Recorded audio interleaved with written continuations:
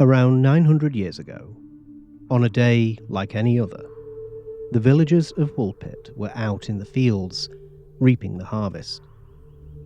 But as the bells from St. Edmund's pealed over the landscape, two children emerged in the fields as if from nowhere, speaking a language nobody could understand, wearing clothes made from material no one could identify, and, most curiously of all, with green skin from head to toe.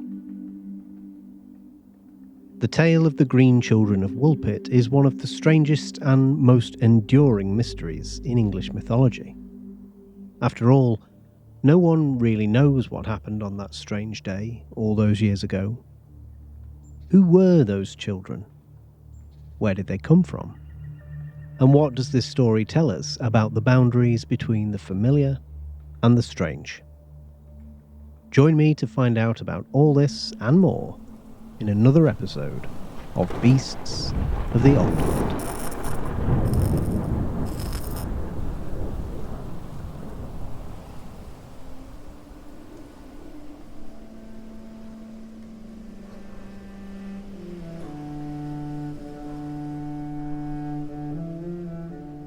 The first written record of this strange tale comes from William of Newburgh's Historia Rerum Anglicarum, written somewhere between 1196 and 1198. He calls it a prodigy unheard of in ages past, and his trepidation in sharing the story is clear from the outset. He says, "It seemed ridiculous to me to accept a thing of no or very obscure reason until I was so overwhelmed by the weight of so many and such witnesses that I was forced to believe and wonder at that for which I cannot reach or fathom with any mental strength." Newburgh's isn't the only account, of course. A little later, sometime between 1207 and the early 1220s, the wonderfully named monk known as Ralph of Coggeshall. Hi everybody, Future Nick here. He's actually called Ralph of Coggeshall. I've no idea how I've managed to imagine an extra L in the word literally every time I've looked at it, but somehow that's exactly what I've done. I guess I was so amused by the idea that a monk might be called Coggeshall that I now read it that way automatically, even though that's definitely not what it says. Anyway, just wanted to clear that up, and now back to the video. The wonderfully named monk known as Ralph of Coggeshall set down his own account in the Chronicon Anglicanum, claiming to have heard it firsthand from local sources. Both writers agree on the essentials, that 4 or 5 miles distant from Bury St. Edmunds, there are some very ancient ditches called wolf pits. These were exactly what they sound like, deep pits designed to capture wolves, presumably with a view to keeping the villagers, their children, and their livestock safe. It's from these ditches that the village of Woolpit gets its name. It's also from these ditches, while the harvesters were busy gathering the grain in the fields, that 2 children, a male and a female of an unusual colour, emerged, green all over their bodies and covered with clothing of an unknown material. Staggering through the fields in a daze, the children were seized by the reapers and led into the village where crowds gathered to see them. Although they were clearly starving, they refused to eat any food that was offered to them. Newburgh writes that they went hungry for days, until it happened that beans were brought from the field, which they seized on the spot and searched for the legume itself in the stalks, and finding nothing in the hollow of the stalks, they wept bitterly. At last, someone opened the bean pods and offered them the legumes from within, which they immediately accepted and ate gladly. Newburgh tells us that they were nourished by this food for several months, until they learned the use of bread. Finally, changing their own colour due to the prevailing nature of our foods, and becoming like us, they also learned our language. Upon learning English, the children were of course questioned with great enthusiasm about who they were and where they'd come from. Newburgh quotes them as answering, "People from the land of St. Martin, who is of course held in special veneration in the land of our birth." While Coggeshall reports that the girl was often asked if she knew where that land was and how they'd come from there to here.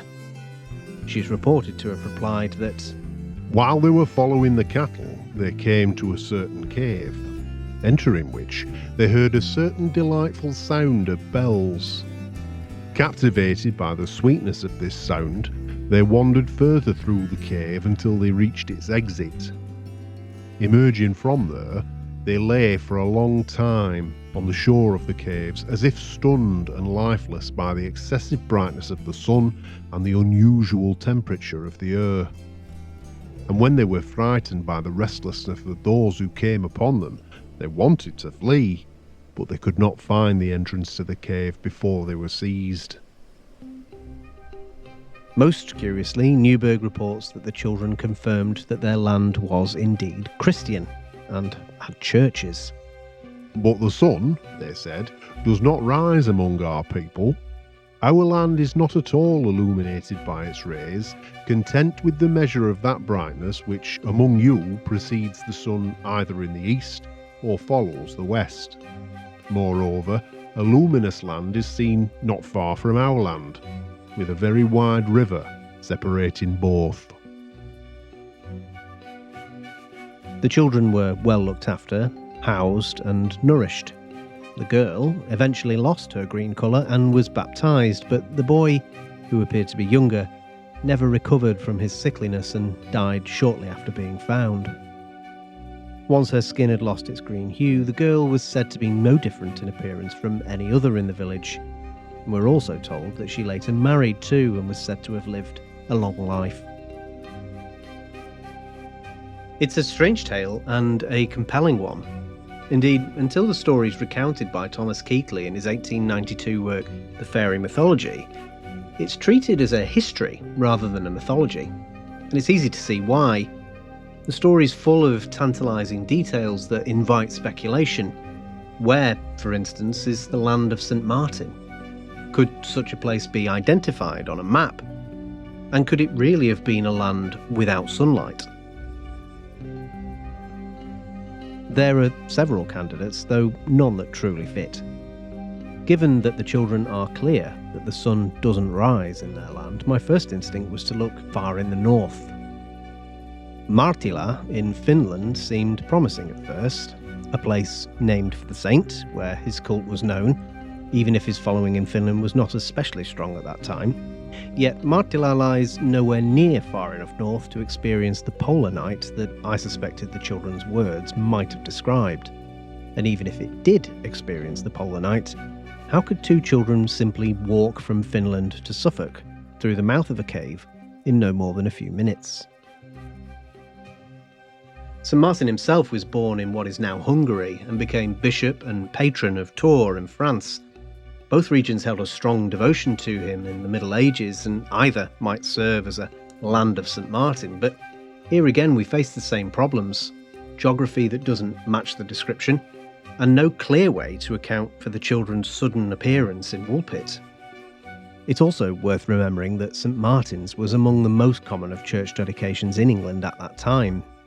The children may have been describing nothing more distant than a nearby fenland village, where the perpetual mists and marsh fogs can make it feel as if the sun never rose. But even this feels like a stretch.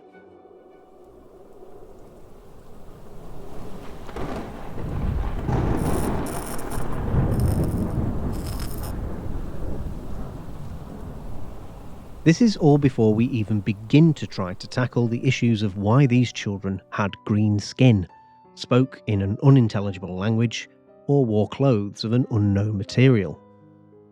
The skeptic within me would argue that nobody could understand these children because they were Flemish refugees.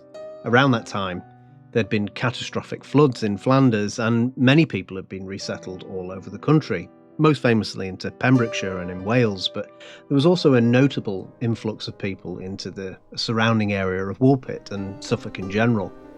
So it's conceivable at least that these children may well have been refugees that somehow became separated from a nearby fenland settlement. Their strange complexion could have been caused by malnutrition or by the green sickness, what we today would call chlorosis, which is an iron deficiency disease known to give the skin a greenish tinge.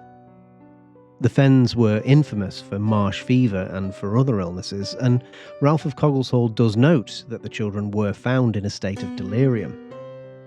This may explain their dazed condition, but it still doesn't account for some of the stranger details, such as why they searched for the beans inside the stalks rather than in the pods, or what was meant by the luminous land that they said lay across a broad river. And of course, Ralph places their arrival through a cave or a cavern, though no such cave exists in the region. It seems clear then that if we are to take the story at face value and accept everything in it as 100% true, it is simply not possible to explain the story in a conventional way. Another approach is needed.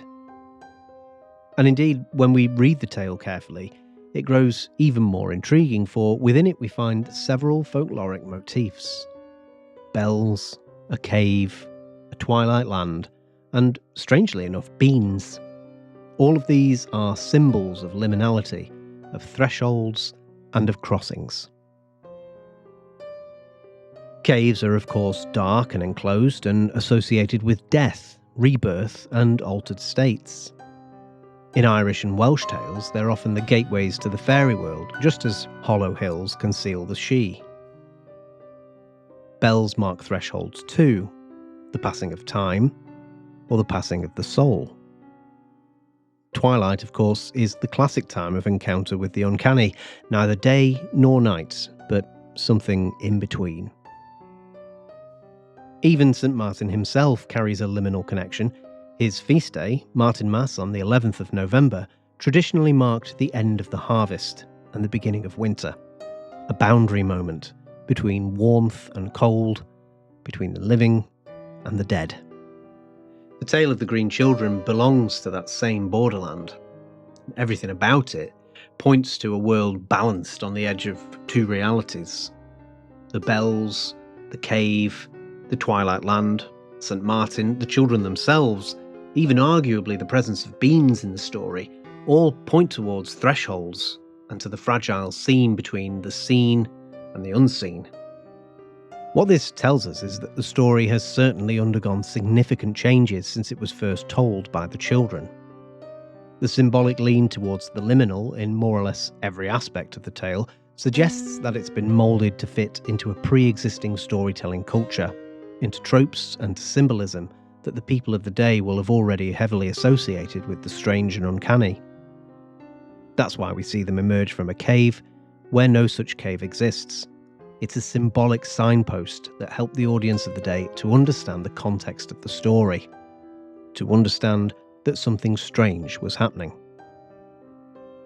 The girl's transition from green-skinned, bean-eating outsider to bread-eating, baptised Christian potentially hints at the idea of the Fenland world of the spirits being absorbed into the Christian order, but these symbolic details were probably not added by Ralph of Coggeshall or William of Newburgh, but rather more likely by the villagers themselves, who will have told the story again and again, passing it along by word of mouth. While this fact might not shed any light on the truthfulness of the events of the Green Children, it does reveal more than a little about the fairy lore of that time. But even if that is the case, that is not the reason that the story remains so captivating today. The story endures because it asks us to solve it, and yet, try as we might, all we can really do is marvel at its strangeness and wonder. We can try to explain the mystery of the Green Children of Woolpit. We can attempt to locate their strange twilight land or attribute their green skin to illness or malnutrition. We can read the story in a number of ways. We can do it scientifically, thematically, or symbolically, but whatever we do, we never quite get there. The power of the tale lies in how these children inhabit that space between knowing and not knowing, between comprehension and wonder.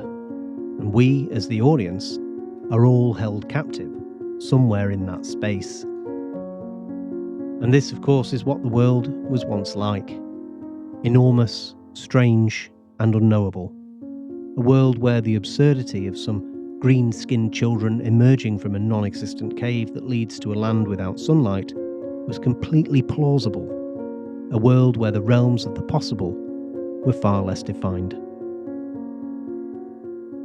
For me, what this story really preserves is the wonder that we all had for the world as children.